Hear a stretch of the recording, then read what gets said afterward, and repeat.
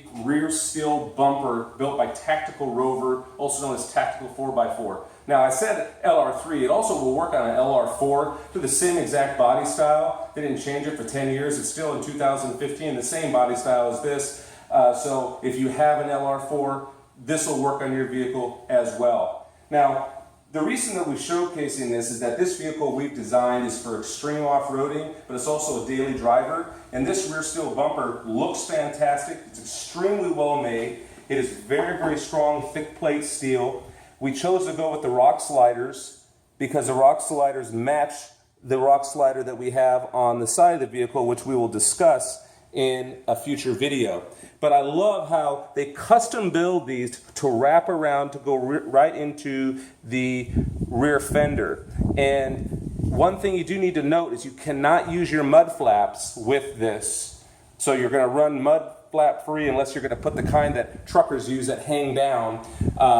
It would work fine. We chose not to do it, just to have a cleaner look. The park distance controls that you see here, they do work, but we had to shut them off because we found that when we installed this oversized BF Goodrich KO2, because we put a lift kit on this vehicle, so this is larger than the traditional tire. This is an LT275 65 R18. 18 inch are the best rim size for these vehicles, by the way. So if you have an LR4 and you're running 19s or 20s, try to get a set of 18s because the tire size and the size of the rim, they're just fabulous. So more about that in another video.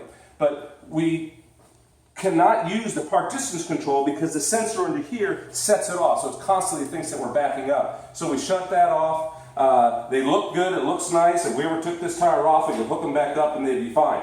But you'll notice I have a cable on here because to lock this on, traditionally people would use the same type of wheel locks that you'd use on the other wheels, but I don't like those. I think they're easy to get off. This is a little bit stronger. I'm going to show you how this whole thing opens up. It's kind of quirky, okay? So when we get down through here, this is one thing that surprised me because everything's black, right? And then you see this, and it almost looks like it was just put together out of a hardware store, but it actually works. But I had to do my own modification.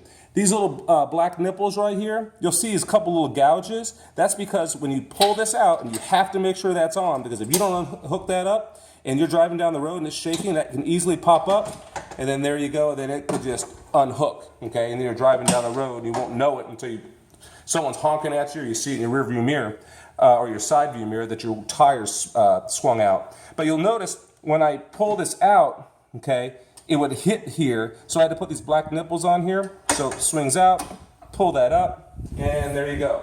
But what you don't want is this to happen when you're driving down the road, so you must attach that, okay? So here, we just put a master cable on here.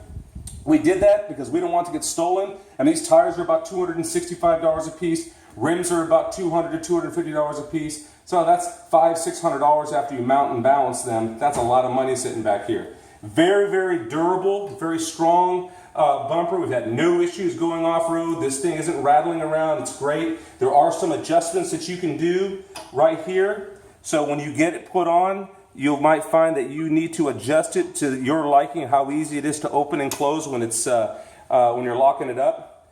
One thing we did notice is right here, we start getting some surface rust, and we've cleaned that off at least 5 times, and it comes right back. We believe it's just surface rust. We shouldn't have a problem with it, but we're going to monitor that. The powder coating on it was okay. Some of the welds down here also started to show a little bit of surface rust. We're going to monitor that as well. That just tells me that the powder coat probably isn't thick enough. But all in all, this has been a very, very good bumper. Let me get this closed back up for you. It's pretty simple to do. Just like that. You can pinch your fingers, so be careful. There it is, and give it a shove. Make sure that that is hooked up, okay? Now, this does stay exposed. If you look below here, there's no cap for this. That's your trailer hookups. Normally, there's a cover that you would never see this stuff on the factory bumper, but I don't mind this. This is fine. It's easy to get to. So, nice. It's a nice setup. It costs a little under $2 grand. Okay, once you get it installed, you're going to be around $2,000, all right? Sounds like a lot of money. It is a lot of money, but it's going to last forever, okay? And again, this is Tactical Rover or Tactical 4x4. they're a good company, they're a small company, and they custom make all this stuff. They're great fabricators. So please stay tuned for more information on what we've done to this 2005 LR3. And again, if you have an LR4, 98% of the stuff we've done on this vehicle will work for yours as well. Again, I'm Erik Bushon. We'll see you soon.